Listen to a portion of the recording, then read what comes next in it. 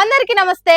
రాజకీయం, cinema, గమ్మతి చంద్రాలు, viral అవుతున్న వీడియోలు ఇట్లా తీరు వార్తలతోని మన మైక్ టీం ముచ్చలైతే తయారుగున్నాయి. చలో సుశుద్ధం పాండ్రి. అంతకంటే ముందాలు హెడ్లైన్స్.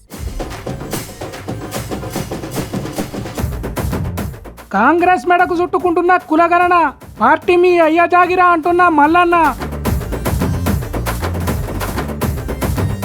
గాంధీ భవన్ల వర్గీకరణ సంబరాలు, మందకృష్ణన్న అడిగిండు లా పాయింట్లు. గొంగిడి త్రిషకు ₹1 కోటి ఇచ్చిన సర్కారు, ఇంకా మంచిగా ఆడి చూపెట్టాలే తెలంగాణ పవరు. ఇంకా ఎండాకాలం పూర్తిగా రానే లేదు, ఉడుకు ఉబ్బరింత పెరగలేదు. అడవి జీవరాశులు గొంతులెండి గోసపడే రోజులు ఇంకా ముందట్నే ఉన్నాయి. పురాగా నీళ్లు దొరక్కుంటా కాలేదు మూగ జీవులకు.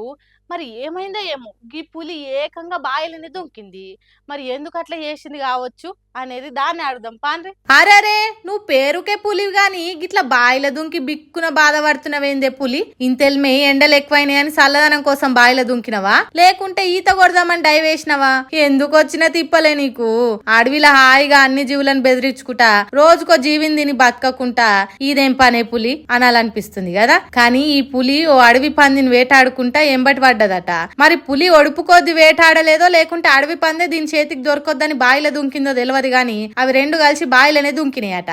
అప్పటిదాకా అడవి పందిని అమాంతం మింగుదామనుకున్న పులి బాయిల దుంకే వరకు దానికి కూడా పానం పోయినంత పని అయింది. అందుకే బిక్కుమని పానాలు అరిచేట్ల పెట్టుకొని ఆదుకునేటోళ్ల కోసం ఎదురు చూస్తున్నది. అదే బాయిల పందున్నా దాన్ని ఏమనుకుంటా ముందుగాల బాయిల నుంచి బయటపడాలని చూస్తున్నది. మధ్యప్రదేశ్ రాష్ట్రం సియోని అనే ఏరియాల ఇగో గిట్ల పులి బాయిల వడి భయపడుతున్నది. తర్వాత అడవి ఆఫీసర్లకు పులి అడవి పంది ముచ్చట తెలిసి చిన్నగా బయటికి తీసిండ్రట. కానీ చూడుండ్రి, పురాగా ఎండాకాలం మొదలు కాలేదు, ఇంతల్మే మూగ జీవులు బావుల చెరువులల్లా దుంకుతున్నాయి. ఏం కోసనో ఏమో ఇది పొర్రి. రైతన్నలు పంటలు వేసేటప్పుడు ఓ అంచనాకు వస్తారు. ఫలానా దగ్గర నుంచి పైసలు వస్తే పెట్టుబడికి సరిపోతాయి, ఫలానా బోరో బాయో కాలువ నుంచో నీళ్ళు వస్తాయి, ఇత్తనాలు ఎరువులు పురుగుల మందులు ఏవి వాడాలనో ముందుగానే అంచనా వేసుకొని వ్యవసాయం మొదలు పెడతారు. అన్ని తీర్లు ఉన్నాయన్న ధైర్యంతోనే రంగంలోకి దిగుతాడు. అట్లా పంటను కంటికి రెప్పలేక సాదుకునే రైతన్నకు నడిమిట్లనే ఏదన్నా ఆగిపోతే విలవిలలాడతాడు కదా. ఆగో గట్లనే దానిలాడుతున్నారు ఈ రైతన్నలు కూడా.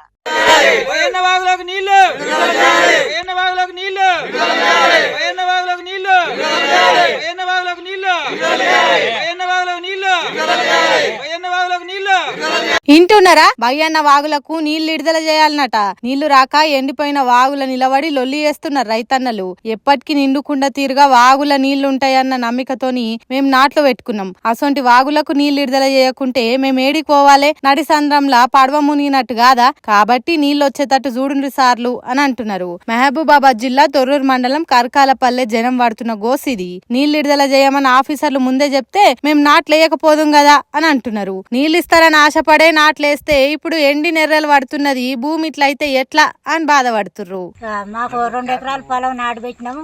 నీళ్ళు పొలం ఎండిపోయి నీళ్లు లేక పెట్టుబడి కూడా వెళ్ళనట్టుంది. మేము తలకాయలు పట్టుకొని కూర్చున్నాం. నీళ్ళు వదలాలి మా ఏటికి. ఇన్నరా? తలకాయలు పట్టుకునే కాడికి వచ్చింది రైతుల పరిస్థితి. ఇగో ఈ రైతన్న ఏమంటున్నాడు చూడురి. పైసలు లేని పరిస్థితుల్లో రైతు బంధు రాని కార్యంతో ఆ బంగారాన్ని కూడా కుదవబెట్టుకొని మరీ పంట పొలాల మీద పెట్టుబడి పెట్టి ఈ ఆశతోటి బతుకుతున్నాం. ఇన్నరా? బంగారం అంతా బ్యాంకులో పెట్టి నీళ్ళు వస్తాయని ఆశపడ్డారట. కానీ ఇగో ఇట్లా నాసు పట్టే వాగు నాపరాళ్లతోని ఎండిపోయిందంటే గుండె చెదిరినట్టు అవుతున్నదట రైతన్నలది. ఇలా ఎమ్మెల్యే యశస్విని రెడ్డి మేడం ను కలిసి నీళ్ల తప్పల చెప్తే స్థానిక ఎమ్మెల్యే యశస్విని రెడ్డి గారిని కూడా 3-4 సార్లు కలిసి విన్నపాలు చెప్పుకోవడం జరిగింది. అయినా కానీ వస్తాయి అని చెప్పడం జరుగుతుంది. ఇంతవరకు కూడా పయన బాగులో నీళ్లు రాకపోవడం. ఇంకేం చేస్తారు పాపం.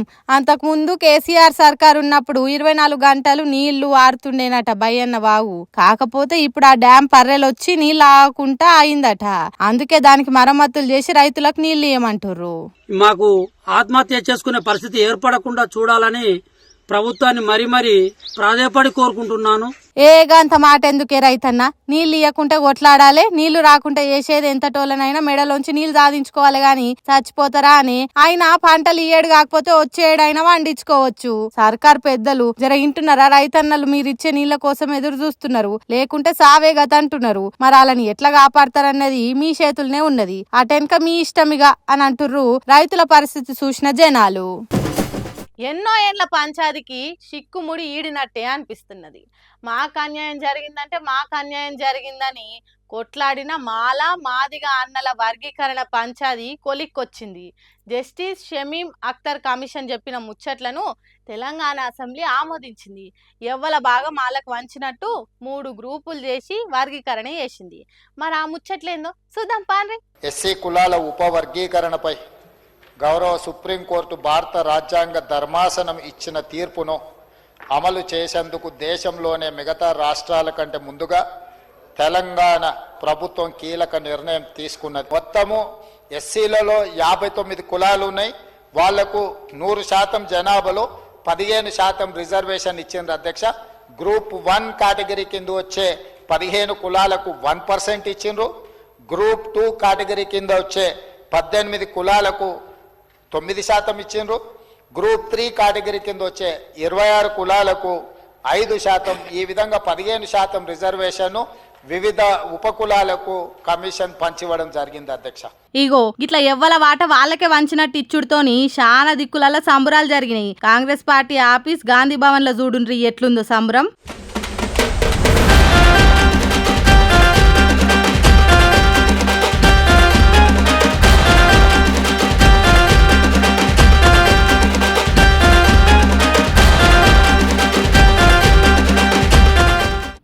దుమ్ము ధూమ్ ధామ్ చేస్తున్నారు. డప్పులు కొట్టుడు, దరువులేసుడు, రంగులు పూసుకొని ఇప్పుడే హోలీ పండుగ వచ్చినంత ఆనందంలో మునిగి తేలుతున్నారు. మాజీ ఎమ్మెల్యే సంపత్ కుమార్ సార్ అయితే ముఖం నిండా రంగులు పూసే వరకు ఏర్పడకుండా ఇండు సంబురాలల్లా. డప్పులు కొట్టుడు, దండలేసుడు, పటాసులేగిచ్చుడు, అబ్బో చిన్న సంబరం లేదు పోన్రి వర్గీకరణ మీద.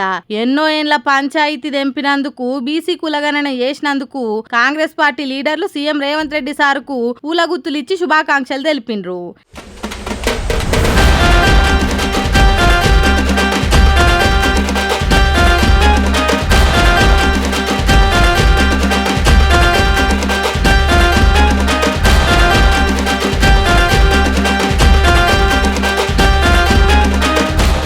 ఇదే వర్గీకరణ మీద మందకృష్ణన్న సర్కార్ చేసిన పనిని మెచ్చుకుంటేనే కొన్ని లా పాయింట్లు రాగిండు నివేదికల నుంచి.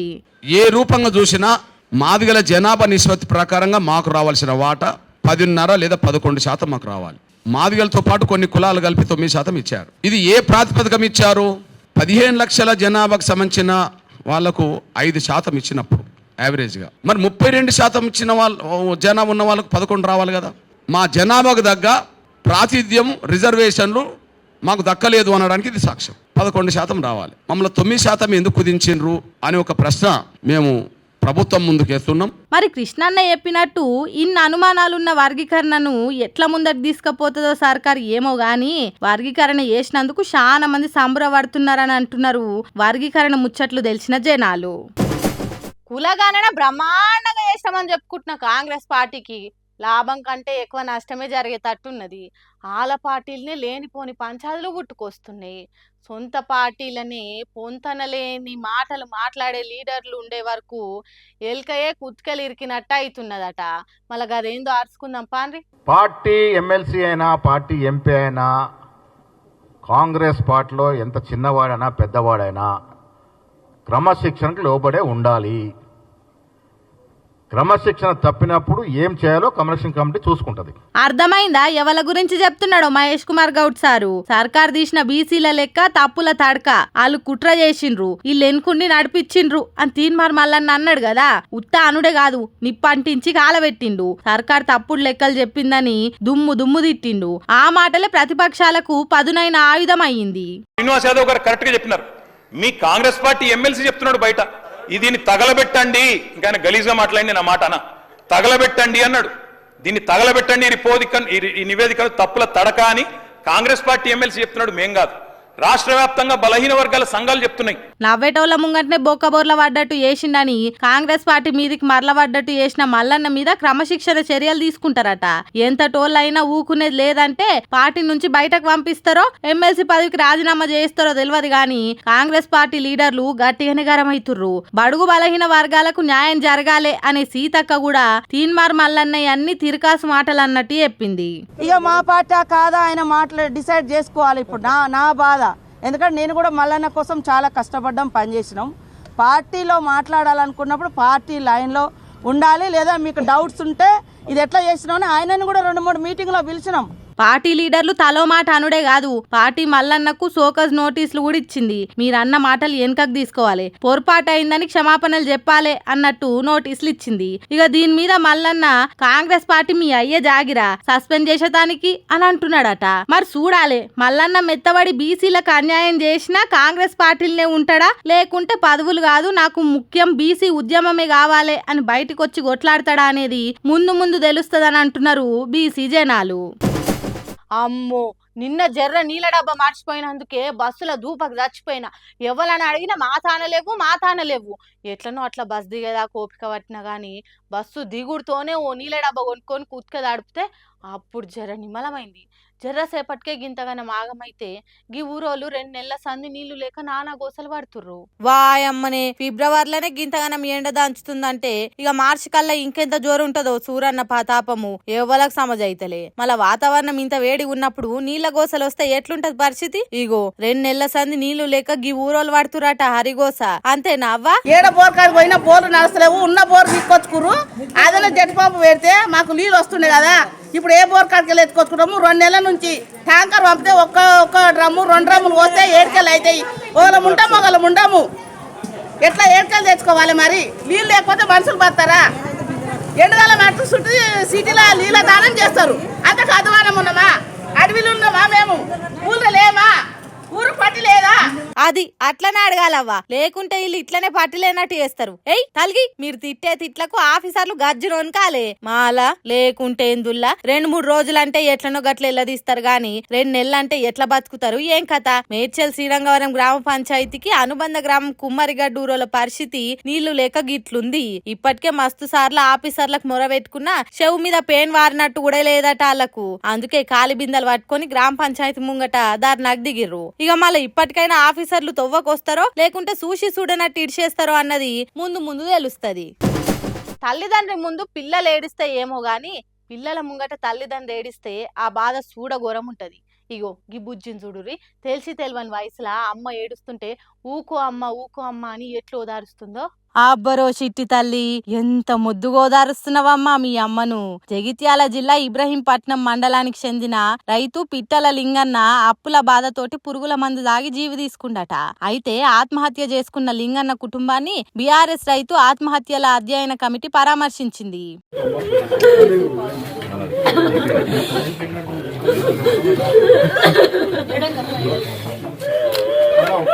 అయితే అప్పుడు లింగన్న భార్య బ్యాంకులో తీసుకున్న 2 లక్షల లోన్ మాఫీ అవుతుంది, రైతు భరోసా వస్తదన్న నమ్మికతోనున్నాడు. ఇక కొత్త సర్కారు వచ్చినాక అవేం కాకపోయేసరికి ఇంట్లోనే పసుపు పంటకు పురుగు తలిగింది.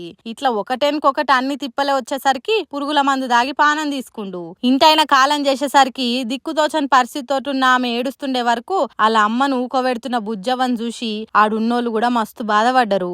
ఏందో ఏమో సార్లు ఇచ్చిన హామీలు మొదలు పేదోళ్ళకు అమలయ్యేటట్టు చూడుర్రి. సర్కారు మీద నమ్మిక పెట్టుకొని బతుకుతున్నోళ్ళు చాలా మంది ఉన్నారు. అనవసరంగా అలా ఉసురు పోసుకోకుర్రి అని మాట్లాడుతుర్రట ఈ ముచ్చట ఎరికైనా చుట్టుపడుతోళ్ళు.